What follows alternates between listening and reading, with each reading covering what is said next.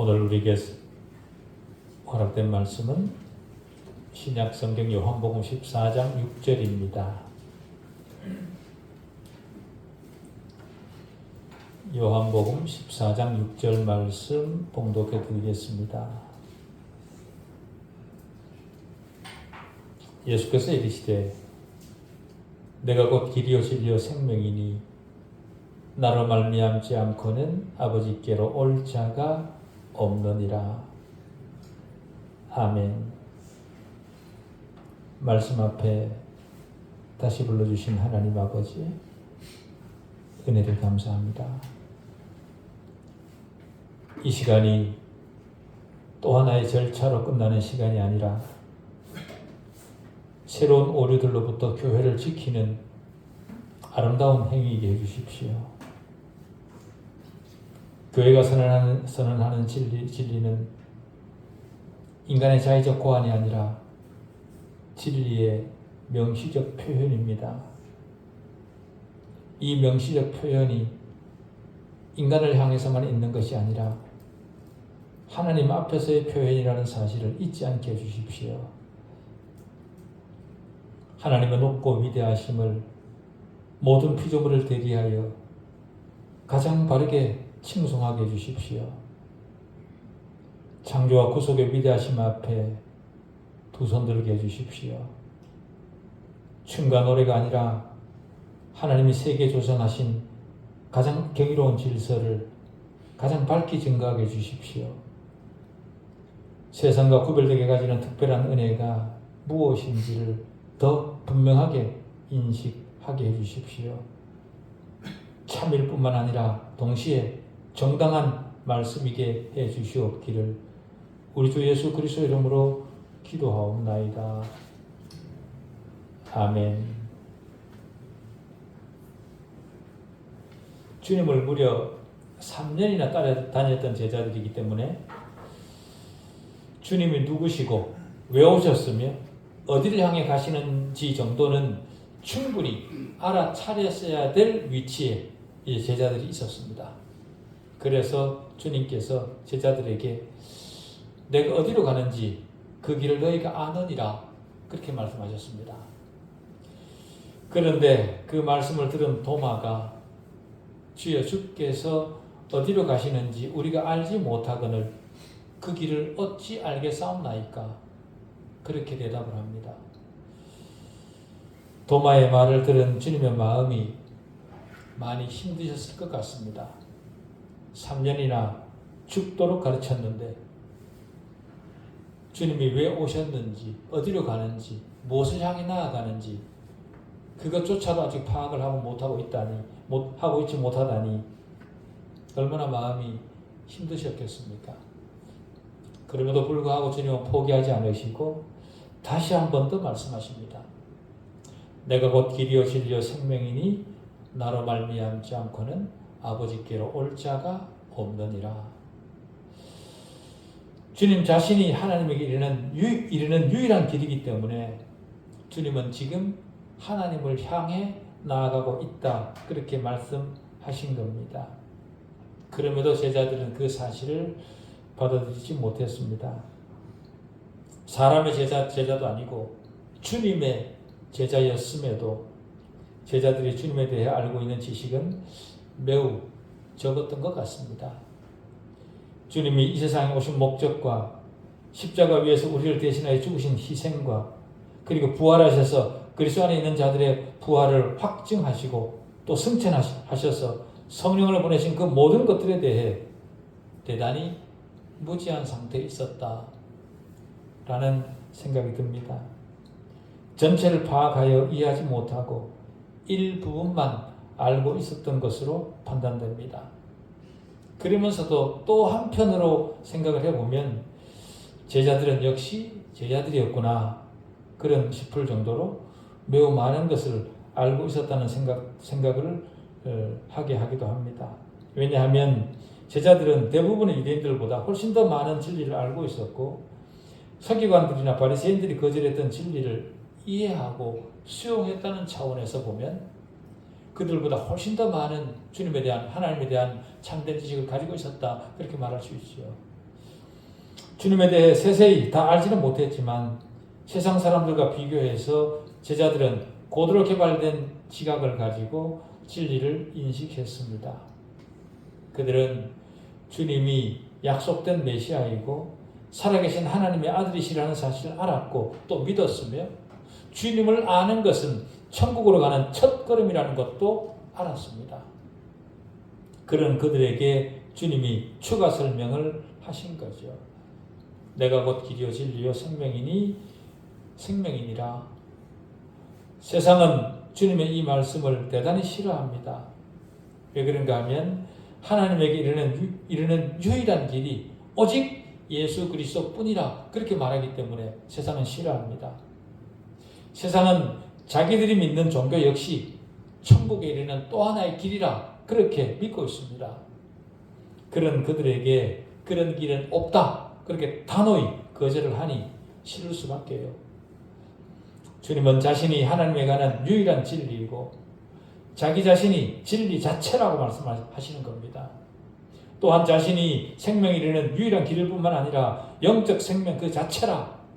거기다가 나는 길이요 진리요 생명이라 그렇게 말씀하고 끝낸 것이 아니라 거기에 덧붙입니다. 뭐라고 덧붙이냐면 전체 요점을 다른 말로 다시 한 번 더 되풀이하시는 그런 말씀을 하셔서 내가 지금 잘못 말하고 있는 것이 아니다. 그렇게 못을 박아버립니다. 뭐라고 말씀하시냐면 나로 말미암지 않고는 아버지께로 올 자가 없느니라. 아주 명백하게 확실히 못을 박아버립니다. 그렇기 때문에 우리도 주님의 그 확실한 말씀을 더 자세히 살펴야 되겠습니다. 하나님에게 이르는 유일한 길, 그 길은 오직 예수 그리스도라, 예수 그리스도뿐이라 그렇게 말을 하면 세상은 우리에게 너무 좁은 마음을 가지고 옹졸하게 사는 사람들이라 그렇게 말을 합니다. 그러나 생각해 보십시오. 주님의 이 선언은 대단히 독단적이고 좁은 길이고 날카롭습니다. 타협을 생각할 수 없을 정도로 아주 예리합니다. 분명합니다. 그렇기 때문에 우리 역시 주님이 선언하신 만큼 너무도 선명하게, 너무도 좁게 진리를 인식하고 가야 됩니다. 6절이 뭐라고 시작을 합니까? 예수께서 이르시되 이렇게 시작을 합니다. 다시 말해 주님 자신이 친히 선언하신 말씀이라는 거죠. 주님이 누굽니까? 주님은 하나님이십니다. 하신 말씀에 후회가 없으신 완전하신 분입니다.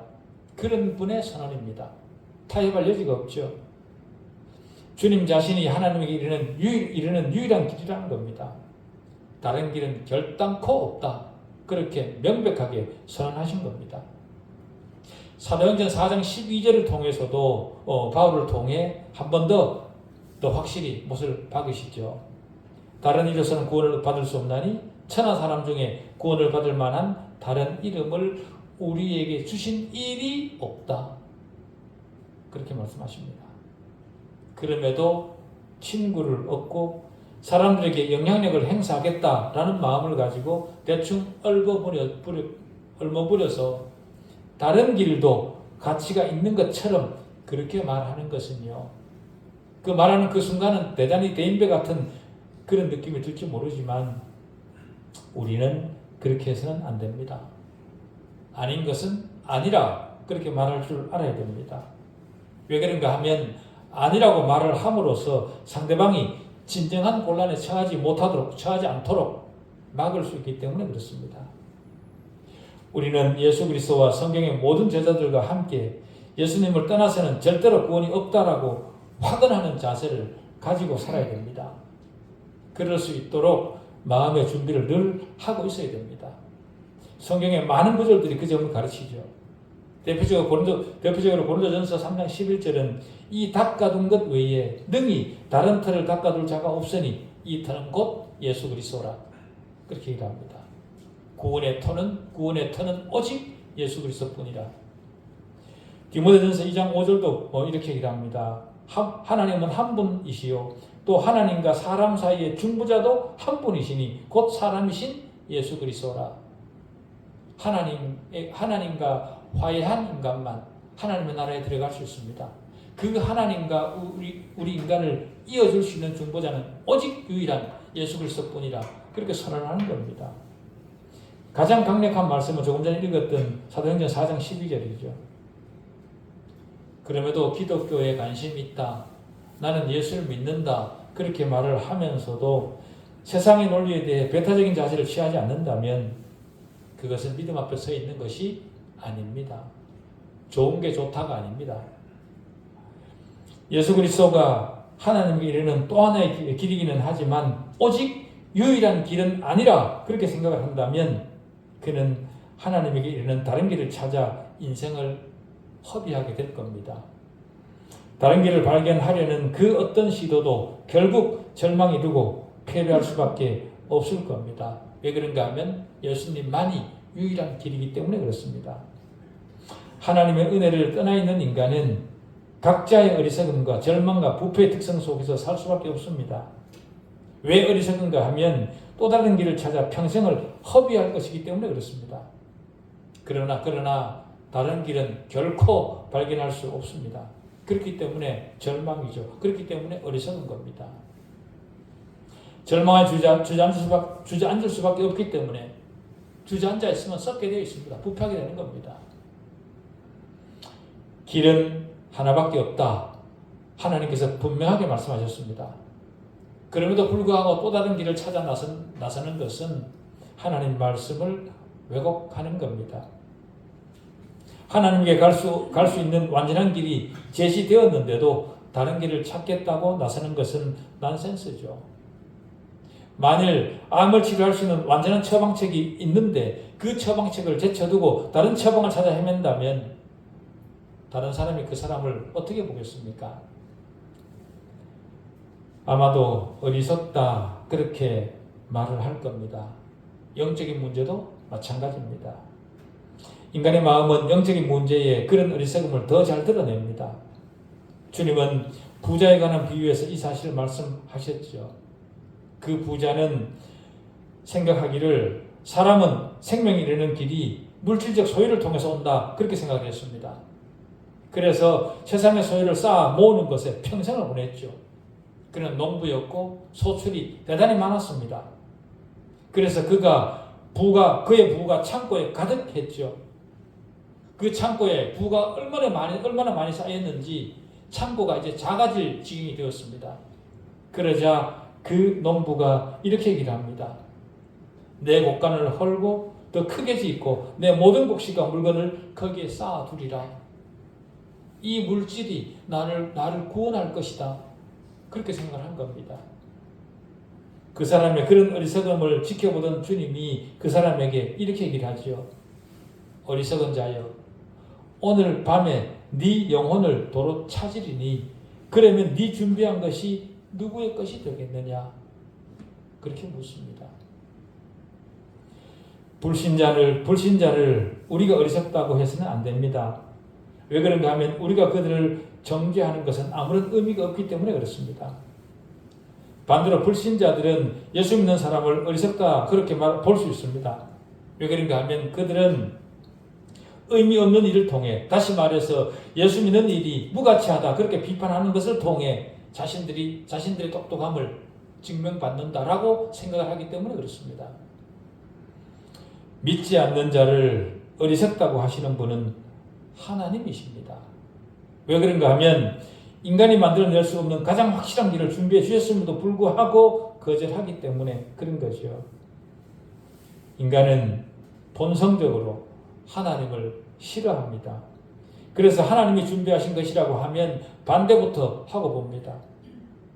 그래서 그들은 자신들의 방법으로 그 길을 만들지요.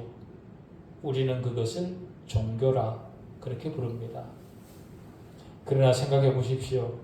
하나님만 하실 수 있는 길을 인간이 만들어 놓고 그것이 하나님의 길이라 그렇게 우긴다고 될 일입니까? 폭설이 내리는 겨울에 피치 못할 사정이 생겨서 차를 운전해서 높은 산을 넘어야 하는 사람이 있다. 그렇게 생각을 해 보십시오. 차 안에는 가족들이 타고 있었고 운전을 하는 사람은 세상을 아주 거침없이 살아온 그런 아버지였습니다. 그런데 차가 산길을 오르다가 더 이상 오르지 못하고 미끄러지기 시작을 합니다. 비탈길이기 때문에 브레이크를 밟고 있어도 미끄러집니다. 그러자 그 운전자가 다급하게 차 안에 있던 담요를 급하게 챙겨서 차 밖으로 나가서 뒷바퀴에 담요를 보였습니다. 그러자 차가 멈춥니다. 그렇지만 앞으로 전진은 불가능합니다. 그러자 운전자가 기어이 산을 넘겠다고, 내가 지금까지 어떻게 살아왔는데 내 앞에 불가능이란 없어, 그런 마음을 가지고 삽을 들고 1시간 이상 눈을 치우고 타이어 밑에 담요를 깔고 차를 움직이려고 가진 애를 씁니다. 그러는 동안 차 안에 있던 사람들은 불안하기도 하고 추위에 노출되어 체온이 떨어지고 그랬습니다. 그때 견인기구를 가진 트럭이 지나갑니다. 그런데 그 트럭 기사가 그냥 지나가지 않고 옆에 차를 세우더니 하는 말이, 여보시오, 내게 체인이 있습니다. 제 차와 선생님 차를 연결시키면 산 위에까지 갈 수 있습니다. 그렇게 합시다. 그렇게 제안을 합니다. 그런데 자기 힘으로 평생을 살아온 것을 가장 큰 자랑으로 삼았던 그 아버지는 그 트럭 기사의 제안을 거절합니다. 주님을 거절한 사람이 바로 영적으로 그 아버지와 똑같다. 하나님은 그렇게 말씀하시는 겁니다. 그 눈 내리는 산길을 승용차로는 절대로 올라갈 수 없습니다. 인생이 스스로 결코 자신의 구원을 성취할 수 없는 것도 마찬가지입니다. 그런데도 그 구원의 손길을 거부합니다. 왜 그렇습니까? 인간의 교만이죠. 그런 인간을 위해 주님께서 오셨습니다. 오셔서 보라, 내가 너희 구원의 길을 제공하기 위해 왔다. 나는 너희를 구원할 유일한 길이다. 그러니 교만하게 등을 돌려대는 어리석음을 범하지 말라. 그렇게 말씀하시는 겁니다. 둘째로 인간은 어리석을 뿐만 아니라 절망적입니다. 나는 길이요 진리요 생명이니 나로 말미암지 않고는 아버지께로 올 자가 없다고 하신 주님 말씀이 진리라면 다른 길은 없습니다. 하나님은 모든 복락의 원천입니다. 하나님에게 이르는 유일한 길은 주님으로만 말미암습니다. 누구든지 또 다른 길을 찾으려고 한다면 그 어디에서도 절대로 영적 복락을 얻지 못할 겁니다. 출구 없는 길을 억지로 가는 것은 절망을 향해 가는 것과 다름이 없죠. 바울은 로마서 2장에서 그것을 정확히 지적을 합니다. 바울은 사람들이 하나님께 이르기 위해 애쓰는 다른 길이 세 가지가 있다. 그렇게 제시를 하는데요. 첫 번째는 소위 자연신학의 방식이라는 겁니다. 다시 말해 밤에 들판에 나가 나는 자연 속에서 하나님과 교제하려 한다. 그렇게 말하는 사람들의 방식입니다. 나는 경치 좋은 곳에 소풍 가서 거기서 하나님을 만나겠다. 그렇게 말하는 사람들입니다. 바울은 말하기를 자연 속에서는 하나님을 찾을 수 없으니 그런 사람은 결국 죽은 사람에 지나지 않는다. 그렇게 말합니다. 자연을 통해서는 그 누구도 하나님을 만나거나 하나님과 교제할 수 없습니다. 하나님이 만드신 창조세계의 아름다움을 보면서 감탄할 수는 있겠지만 거기에서 하나님을 만날 수는 없습니다. 왜 그런가 하면 자연은 인격이 아니기 때문에 그렇습니다. 하나님은 인격이십니다. 자연은 하나님에 대해 두 가지를 밝혀준다. 로마서는 말합니다. 자연은 하나님의 신성과 하나님의 존재를, 하나님의 능력을 알려준다. 그렇게 얘기를 합니다. 또한 다시 말해 하나님의 존재와 하나님의 능력, 하나님의 하신 일을 자연을 통해서 우리 인간이 볼 수는 있다는 거죠. 그렇지만 거기에서 하나님을 교제할 수는 없다는 겁니다. 왜 그런가 하면 우리가 관찰하는 자연을 볼 때 분명히 상당한 능력을 가진 분이 아니고서는 저렇게 창조하는 것이 불가능하다는 것을 우리 인간이 스스로 느낄 수 있기 때문에 거기에서 하나님의 능력과 하나님의 존재는 볼 수 있지만 하나님과 교제할 수는 없다는 겁니다. 자연을 통해 인간이 하나님에 대해 알 수 있는 것은 하나님의 신성과 하나님의 능력, 그 두 가지가 전부입니다. 그렇기 때문에 만일 사람이 자연 속에서 하나님을 발견하려고 한다면 결국 허망한 결과밖에는 얻을 것이 없습니다. 영원한 능력을 경배할 수도 없고 자연을 경배할 수도 없습니다. 물질적인 것을 통해서는 결코 하나님을 경배할 수 없습니다. 만약 그렇게 한다면 그것은 우상 숭배일 뿐입니다. 어떤 물질적인 것을 목표로 삼는다면 그것은 결국 절망만 경험하게 될 겁니다. 왜냐하면 그런 것들은 다 멸해질 운명을 가지고 있기 때문에 그렇습니다. 주님은 말씀하십니다. 사람이 만일 온 천하를 얻고도 자기 목숨을 잃으면 무엇이 유익하리요? 둘째로 인간적 도덕성의 방식을 통해서 하나님을 발견하려고 애쓰는 사람들이 있다. 로마서는 그렇게 얘기를 합니다. 이 사람들은 윤리적이고 도덕적인 사람들입니다. 그들은 말하기를 하나님은 분명 선한 사람을 좋아하신다. 그렇기 때문에 나는 선해질 것이다. 나는 선을 통해 하나님에게 이를 것이다. 그렇게 말하는 사람들입니다. 그러나 그 역시 결국에는 절망만 남을 것입니다. 하나님은 사람이 선하기를 바라시지만은요, 인간이 얼마나 선해야 하나님과 화해할 수 있겠습니까? 절대적으로 선하고 완전한 선을 인간이 이룰 수 있습니까? 사람은 누구도 완벽하지 못합니다. 사람이 정죄를 받는 것은 하나님의 기준으로 정죄를 받는 겁니다. 인간적 기준으로 볼 때는 저 사람만큼 더 선한 사람이 없을 것이라 그렇게 생각될 수 있지만 인간이 정죄를 받는 것은 하나님으로부터 정죄를 받는 겁니다.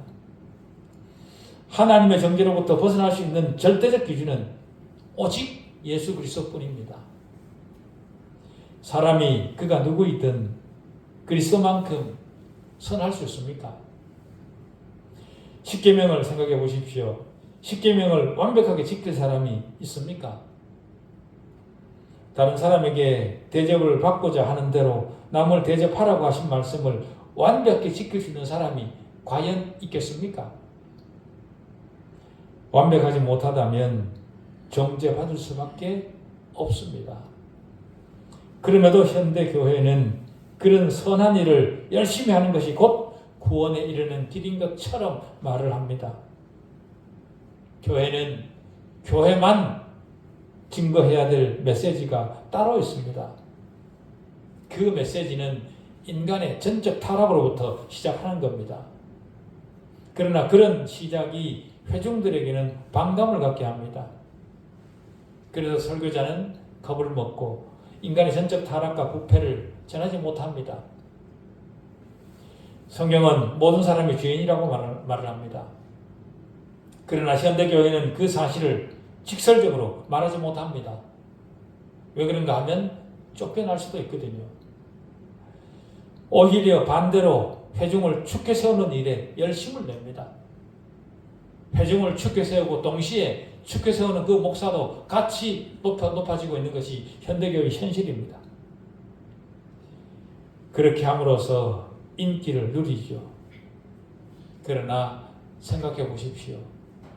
설교자가 축켜 세워주면 하나님 나라에 들어갈 수 있습니까? 로마서 2장 후반부에 사람이 애쓰는 세 번째 방식이 있다 그렇게 말을 하는데요.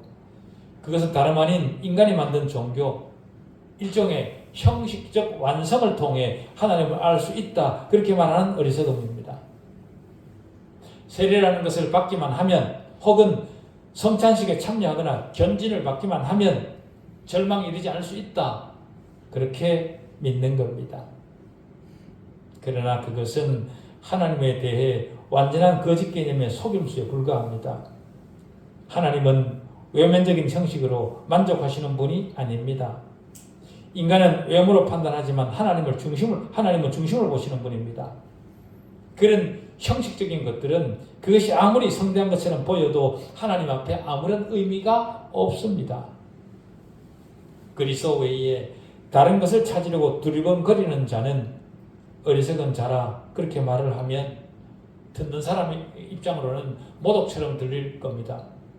그러나 예수 외에 다른 길을 추구하는 것은 어리석을 뿐만 아니라 절망으로 인도하고 하나님을 모독하는 겁니다. 왜냐하면 하나님께서 보내신 아들을 거짓말쟁이로 만들기 때문에 그렇습니다. 요한일서 5장 10절은 이렇게 얘기합니다. 하나님의 아들을 믿는 자는 자기 안에 증거가 있고 하나님을 믿지 아니하는 자는 하나님을 거짓말하는 자로 만드나니 이는 하나님께서 그 아들에 대하여 증언하신 증거를 믿지 아니하였음이라 그렇게 말합니다. 다른 말로 해서 주 예수 그리스도를 구주로 알고 있다 그렇게 말을 하면서도 자기가 자기 자신의 구원을 이룰 수 있다고 생각을 한다면 그것은 하나님을 거짓말쟁이로 만드는 것이라는 말입니다. 예수 그리스도 외에 다른 길을 찾는 것은 주님을 모독하는 일이고 구원을 계획하신 하나님을 모독하는 겁니다. 주님은 하나님의 뜻을 이루기 위해 오셨습니다. 하나님의 아들 예수 그리스도께서 저와 여러분을 위해 죽으셨습니다. 자기 아들을 죄인을 위해 내주는 일이 쉽겠습니까? 여러분이 만약 다른 사람을 위해 여러분의 자녀를 대신 죽게 한다면 허락하시겠습니까? 여러분의 형제나 자매가 다른 사람 대신 죽으려 한다면 그게 이해가 되고 용납되겠습니까? 불가능이죠. 그러나 하나님은 그렇게 하셨습니다. 죽음을 앞에 두고 죽음을 향해 나아가면서 나는 길이요 진리요 생명이라 그렇게 말하기가 쉽겠습니까? 그 말이 무엇을 뜻하는지 주님은 너무도 정확히 아셨습니다. 주님은 십자가로 죽으러 가야 된다는 사실을 아셨습니다. 자신이 죽어야 죄인인 우리가 산다는 사실을 아셨습니다. 우리를 위해 죄로 여김을 받으실 때 아버지는 아들에게 등을 돌리셨습니다. 그럼에도 주님은 아버지의 일을 감당해야 됐습니다. 그럴 때 그 아픔이 어떠했겠습니까? 그럼에도 저와 여러분을 생각하셔서 주님은 뒤로 물러서지 않으셨습니다. 우리가 듣기에는 너무도 쉽게 들립니다. 이런 모든 말들이 왜 그렇습니까? 내가 당하는 일이 아니라 그렇게 생각하기 때문에 그렇습니다. 예수님의 죽으심은요, 여러분의 죽음입니다. 나의 죽음입니다. 내가 죽은 겁니다. 주님 위에 쏟아지는 하나님의 진노는 저와 여러분의 죄 때문입니다. 그럼에도 우리는 우리 죄를 별로 심각하게 생각하지 않습니다. 지옥에 떨어져서 견딜 수 없는 불심판을 받은 뒤에는 아무리 후회해봐야 소용없습니다. 늦습니다.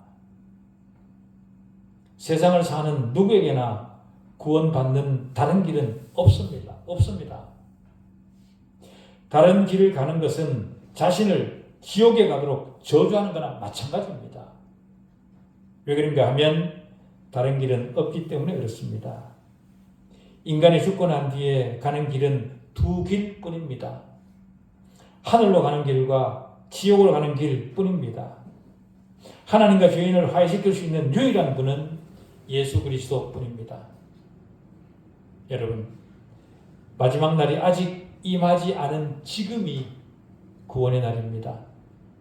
지금이 마지막일지도 모릅니다. 성령께서 지금 여러분 마음을 움직여 주시길 바랍니다. 여러분의 입을 열어 믿지 않는 가족들에게 예수 그리스도를 말할 수 있도록 용기를 주셨으면 좋겠습니다. 시간이 계속 있지 않습니다. 계시록 22장 17절이 이렇게 초청의 말씀을 우리에게 합니다. 성령 가신 무가 말씀하시기를 오라 하시는도다. 듣는 자도 오라 할 것이요 목마른 자도 올 것이요 또 원하는 자는 값없이 생명수를 받으라. 그렇게 우리에게 초청하십니다. 이 초청의 말씀을 마음에 담으시고 예수 그리스도께서 왜 오셨는지, 그 앞에 있는 내가 누구인지, 오직 예수 그리스도를 통해서만 내가 하나님에 이를 수 있는 유일한 방법이라는 사실을 다시 한번 마음에 새기면서 우리의 남은 신앙의 길을 걸어가셨으면 좋겠습니다. 기도하시겠습니다. 하나님 아버지, 은혜를 감사합니다.